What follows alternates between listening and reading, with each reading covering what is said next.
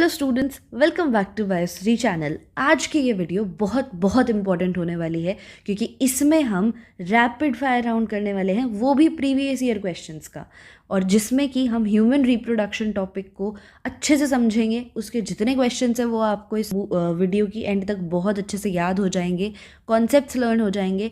तो अपना सारा फोकस और कॉन्सेंट्रेशन यहाँ रखो, नोटबुक पेन लेके बैठो और इस चैप्टर के PYQs अभी मेरे साथ फिनिश करो।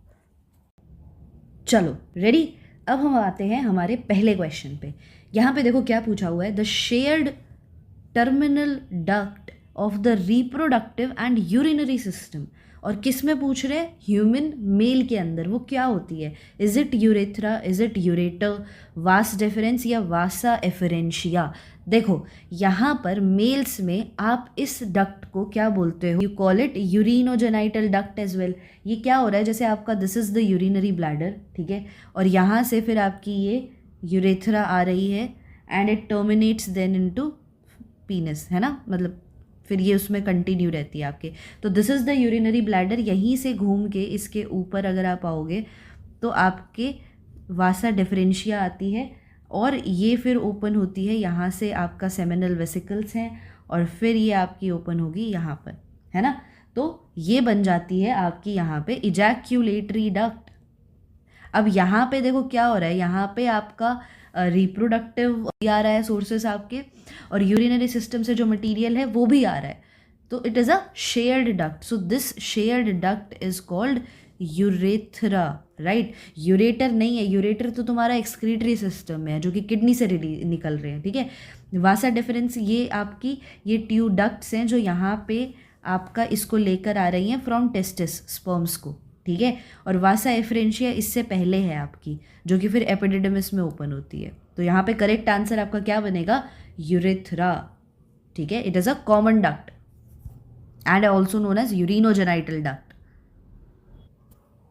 और ये क्वेश्चन आपका आया है एक सेकेंड, ये क्वेश्चन आपका आया है 2015 नीट में, ठीक है। चलो अब नेक्स्ट क्वेश्चन पे चलते हैं। चलो ये आ गया आपके सामने नेक्स्ट क्वेश्चन। देखो इसमें क्या लिखा है, वासा एफरेंशिया लीड्स फ्रॉम, वो कहाँ से कहाँ आपको मिल रही है। देखो सबसे पहले ये मान लो आपकी है यहाँ पे टेस्टिस, ठीक है, और इसके अंदर आपको क्या मिल रहे हैं? लोब्यूल्स, कुछ इस तरीके से। और इसके अंदर भी क्या है आपकी? सेमिनिफेरस ट्यूब्यूल्स, ठीक है। अब वो सेमिनिफेरस ट्यूब्यूल्स यहाँ पर इस तरीके से ओपन हो रही है। मान लो ये तो मैं कम ड्रॉ कर रही हूँ, इनका नंबर ज़्यादा रहता है, ठीक है, तो ये समझाने के लिए है बस।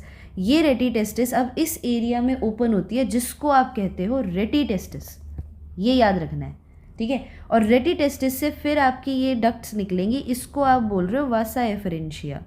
This is vasa efferentia. और ये फिर आपकी ओपन होती है इनटू एपिडिडमिस,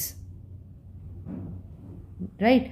ये इस तरीके से आपकी यहाँ से ओपन होके एपिडिडमिस, और ये आ जाएगी फिर आपकी वासा डिफरेंशिया। This is epididymis. और ये जो डक्ट्स ट्यूब्स आपको छोटी ट्यूब्स दिख रही हैं, दिस इज वासा एफरेंशिया। अब देखो ऑप्शन में हमें क्या दिया हुआ है वो देखते हैं। पहला दिया है रेटिटेस्टिस टू वास डिफरेंस, अच्छा ठीक है, और भी देख लेते हैं। वास डिफरेंस उल्टा तो नहीं आ रही, देखो वासा डिफरेंस तुमको बाद में मिल रही है ना, तो ये ऑप्शन तो गलत कर दो, यहाँ से तो नहीं आ रही है। क्या ये एपिडिडमिस टू यूरेथ्रा मिल रही है? ये भी नहीं है, एपिडिडमिस तो इसके आगे है। टेस्टिकुलर लोब्यूल्स टू रेटिटेस्टिस, नहीं, रेटिटेस्टिस तो इससे पहले है। तो एक ऑप्शन आपके पास क्या बचा है? Rete testis to vas deferens. देखो अगर यहाँ पे रेटिटेस्टिस टू एपिडिडमिस दिया होता तो वो ज़्यादा सही हो जाता आंसर, पर हमारे पास वो तो है नहीं ऑप्शन में, तो ये भी आपका सही है, ठीक है, क्योंकि वासा एफरेंशिया रेटिटेस्टिस से तो निकल ही रही है आपकी, और एपिडिडमिस के बाद it is this structure is joining your Vasa difference, ठीक है। तो this will be the correct answer, और ये क्वेश्चन आया है आपके 2010 में। चलो अब चलते हैं नेक्स्ट क्वेश्चन पे। अब देखो एक और क्वेश्चन जो बहुत इंपॉर्टेंट है वो आ जाता है कि आपका ट्रांसपोर्ट ऑफ स्पर्म कहाँ से कहाँ पे हो रहा है। ट्रांसपोर्ट ऑफ स्पर्म ये कहाँ से कहाँ हो रहा है, इसका देखो मैं आपको डायरेक्ट आंसर यहाँ पे बता रही हूँ, उसमें ऑप्शंस दिए होते हैं। सबसे पहले वो आपका स्पर्म प्रोडक्शन कहाँ पे हो रही है? सेमिनिफेरस ट्यूब्यूल्स में, ठीक है। सेमिनिफेरस ट्यूब्यूल में आपका स्पर्म बना, फिर वो आता है रेटी टेस्टिस में, जैसे अभी मैंने प्रीवियस डायग्राम में आपको बताया था। उसके बाद वो किस में आएगा, वासा एफरेंशिया में। वासा एफरेंशिया के बाद वो जाएगा आपके एपिडिडिमिस में, जहाँ पे उसकी स्टोरेज होगी, मैच्योरेशन होगी, और उसके बाद वो जाएगा आपका वासा डिफरेंशिया में, ठीक है, डिफरेंस में, और फिर it will join the ejaculatory duct. Ejaculatory duct को वो ज्वाइन करेगा, then it will go to urethra, ठीक है। एंड लास्ट में हो सकता है अगर आपको ये ऑप्शन दिया हो और आप ये सोचो कि हमें तो ये पता ही नहीं, तो इसके बाद आता है यूरेथ्रल मिएटस। तो ये आपको इतना ऑर्डर इसका याद रखना है, ट्रांसपोर्ट ऑफ स्पर्म का। इसके ऊपर काफ़ी बार क्वेश्चन आया है, 2019 में भी आया है, 2016 में भी आया है, ठीक है। चलिए नेक्स्ट क्वेश्चन पे आते हैं। Capacitation occurs in, I am so sorry, देखो कैपेसिटेशन कहाँ पे हो रहा है, ये क्वेश्चन आपका आया है 2017 में, ठीक है। अब देखो कैपेसिटेशन हो सकता है बहुत बच्चों को पता होगा, नहीं पता तो यहाँ पे समझ लो, क्या वो रेटी टेस्टिस में हो रहा है, एपिडिडिमिस में हो रहा है, वास डिफरेंस में हो रहा है, या फीमेल रिप्रोडक्टिव सिस्टम में हो रहा है। देखो ये सारे तो मेल रिप्रोडक्टिव सिस्टम के ही पार्ट हैं, यहाँ पर कैपेसिटेशन नहीं हो रहा है। सबसे पहले कैपेसिटेशन होता क्या है भाई, यहाँ पर आपका जो स्पर्म है उसका फिजियोलॉजिकल मैच्योरेशन होता है, फिजियोलॉजिकल मैच्योरेशन होता है। कहाँ होता है, ये होता है फीमेल रिप्रोडक्टिव सिस्टम के अंदर। मतलब एक तरीके से स्पर्म की कंडीशनिंग चल रही है यहाँ पे, ठीक है, ताकि वो हाइपर एक्टिव हो जाए, और कम से कम इसको 6 से 7 घंटे लगते हैं, ठीक है। इसमें क्या क्या होता है, सबसे पहले जो स्पर्म की जो प्लाज्मा मेम्ब्रेन है, ठीक है, स्पर्म की जो प्लाज्मा मेम्ब्रेन है उसको डीस्टेबलाइज किया जाता है, यानी कि उसके अंदर जो ग्लाइकोप्रोटीन्स हैं उनको रीअरेंज किया जाता है, ठीक है, और कोलेस्ट्रॉल को डिज़ोल्व कर दिया जाता है, कोलेस्ट्रॉल का डिज़ोल्व हो जाता है, ठीक है। और इसके बाद कैल्शियम आयंस जो हैं वो आते हैं स्पर्म के अंदर, so there is influx of calcium ions, ठीक है। तो स्पर्म अब क्या होगा, इसकी as a result sperm will become hypermotile, ठीक है, ये हो जाएगा हाइपर मोटाइल। और ये जो टेल की जो पहले मूवमेंट इसकी थी, टेल की movement initially was very slow, लेकिन अब ये काफ़ी ज़्यादा फास्ट मूवमेंट जो है वो इसकी स्टार्ट हो जाती है, ठीक है। और यही सब बातें याद रखनी है। तो एक तरीके से this is the physiological maturation, जहाँ पर जो स्पर्म है आपका वो हाइपर एक्टिव हो रहा है, ठीक है। और ये कहाँ हो रहे हैं ये चेंजेस, ये हो रहे हैं फीमेल रिप्रोडक्टिव सिस्टम में। तो correct answer will B D option. चलो जल्दी से आ जाओ नेक्स्ट क्वेश्चन पे। देखो यहाँ पे क्या बोला है, eight which stage of life oogenesis process is initiated, मतलब कब शुरू हो रहा है। देखो oogenesis क्या होता है, जेनेसिस मतलब फॉर्मेशन, ठीक है। किसका फॉर्मेशन हो रहा है यहाँ पे फॉर्मेशन हो रहा है आपके हेप्लॉइड ओवा का, और वो किससे बन रहा है, वो बन रहा है डिप्लॉइड जर्मिनल सेल्स। किससे बन रहा है, डिप्लॉइड जर्मिनल सेल, ठीक है। ओवरी के अंदर की बात कर रहे हैं अभी हम, ठीक है। तो ये प्रोसेस जो है बच्चे ये स्टार्ट हो जाता है फीमेल्स में एट एम्ब्रियोनिक डेवलपमेंट स्टेज, इसी टाइम पे ये शुरू हो जाता है। तो आप ये देखो कि बर्थ के टाइम पे जो बेबी गर्ल है या फीमेल चाइल्ड है उसके पास ऑलरेडी 2 से 4 मिलियन ओवर रहते हैं पर ओवरी, इतना ज़्यादा नंबर रहता है। प्यूबर्टी तक आते आते इनका नंबर कम हो जाता है, तो ये आपके एग्स हो जाते हैं 60,000 से 80,000 पर ओवरी, बाकी सारे डीजेनरेट कर जाते हैं। तो ये फीटल लाइफ में ही बन जाते हैं बर्थ से पहले। तो आप कौन सी स्टेज बोलोगे, एम्ब्रियोनिक डेवलपमेंट स्टेज, बर्थ के टाइम पे नहीं, प्यूबर्टी पे नहीं, एडल्ट पे नहीं, ये पहले ही बन जाते हैं। और बाद में विद एजिंग आपका ये इसका जो नंबर है वो डिक्रीज़ होता रहता है। प्यूबर्टी पे इतना होता है आपके पास, और 45-50 तक आके ये चीज़ें आपकी बहुत ज़्यादा कम हो चुकी होती हैं, तो आपकी मेंस्ट्रुएशन भी रुक जाती है, right. So correct answer will be C option.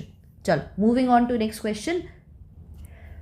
और यहाँ आ गया है तुम्हारा बहुत ही ज़्यादा इंपॉर्टेंट कॉन्सेप्ट। देखो क्या है यहाँ पे, meiotic division of secondary oocyte is completed. ये कब कंप्लीट हो रहा है, जब कॉपुलेशन हो रही है, ठीक है, या फिर जब जाइगोट बन रहा है, या फिर जब स्पर्म ओवम के साथ फ्यूज़ कर रहा है, या फिर ओव्यूलेशन से पहले। देखो अब यहाँ पे इसको थोड़ा जगह बना लेते हैं हम जल्दी से। इसको मैं इरेज कर दूं क्या? At the time of fusion of sperm with ovum, याद रखेंगे, ठीक है। अभी चलते हैं यहाँ पे। सबसे पहले तुम्हारा होता है प्राइमरी oocyte। सबसे पहले आपके पास क्या है?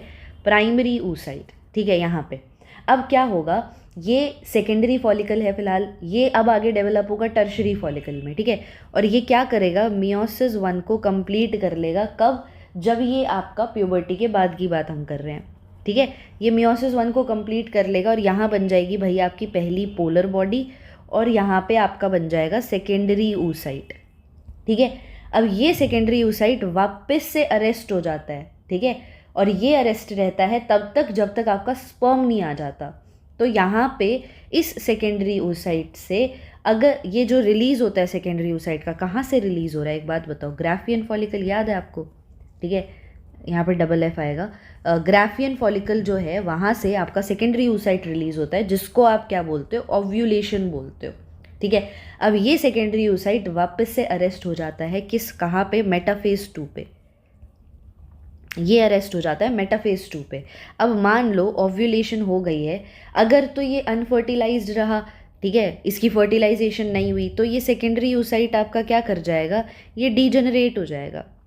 लेकिन अगर स्पर्म आ जाता है और ये फ्यूजन कर जाते हैं तो आपका यहाँ पे कंप्लीट हो जाएगा क्या?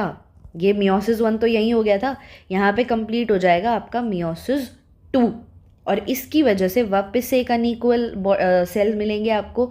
तो क्या आ जाएगी? सेकेंड पोलर बॉडी, और यहाँ पे आ जाएगा आपका ओवम, ठीक है।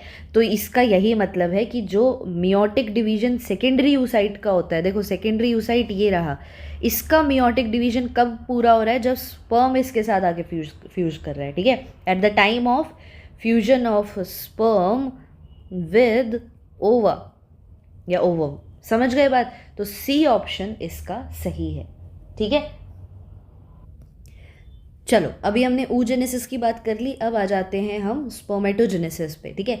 Which of the following sales during gametogenesis, जब गैमेट बन रहे हैं आपके उस टाइम पे नॉर्मली डिप्लॉयड कौन सा है?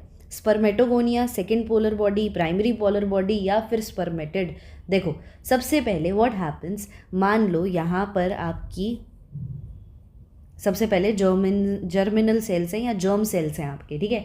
प्राइमोर्डियल जर्म सेल्स आप बोलते हो, ठीक है। ये ग्रो होते हैं and they forms spermatogonia, spermatogonia A, ये रहता है आपका डिप्लॉयड, ठीक है।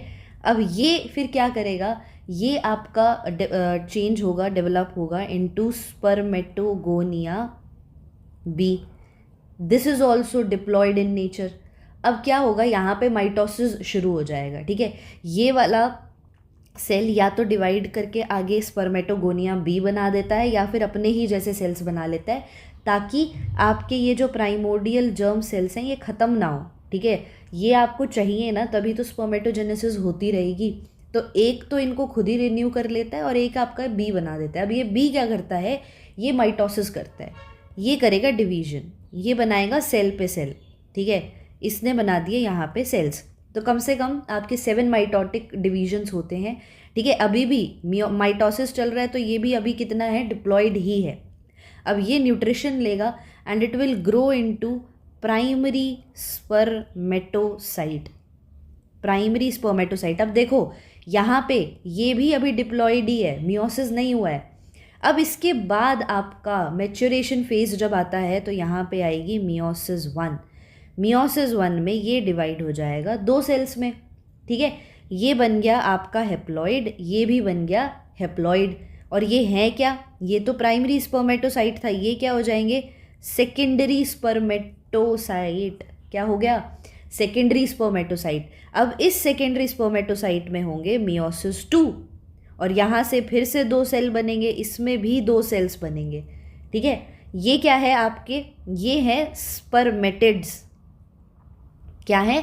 स्पर्मेटिड्स। अब यही आपके जो स्पर्मेटिड्स मिल गए आपको, ये फिर आगे इनमें क्या होगा? टेल डेवलप हो जाएगी, they will develop into sperm, ठीक है। समझ आई आपको? तो स्पर्मेटिड से जब आपका स्पर्मेटोजून बोल लो या फिर स्पर्म बनता है तो उसको आप स्पर्मियोजेनेसिस कहते हो, ठीक है। यहाँ तक ये बात समझ आई। तो ये अब आपके हेप्लॉइड हैं यहाँ पे, ये यानी कि हम बोल सकते हैं कि आपका जो सेकेंडरी स्पर्मेटोसाइट आता है वो आपका वहाँ से हेप्लॉइड नेचर शुरू हो रहा है, उससे पहले वो डिप्लॉइड ही है। तो क्या स्पर्मेटोगोनिया डिप्लॉइड है? अभी हमने यहाँ पे बात की, देखो ये डिप्लॉइड है तुम्हारा, ठीक है। Second polar body, primary polar body, इससे हमें यहाँ पे काम नहीं है, ठीक है। स्पर्मेटेड तो आपका यही बन रहा है, ठीक है। स्पर्मेटेड तो आपका सेकेंडरी स्पर्मेटोसाइट के बाद बन रहा है, ये रे, तो ये तो हेप्लॉइड ही है। तो यहाँ पे करेक्ट आंसर क्या आएगा आपका? स्पर्मेटोगोनिया, ठीक है। आ गया समझ स्पर्मेटोजेनेसिस। अच्छा, एक और टर्म याद रखना, स्पर्मिएशन।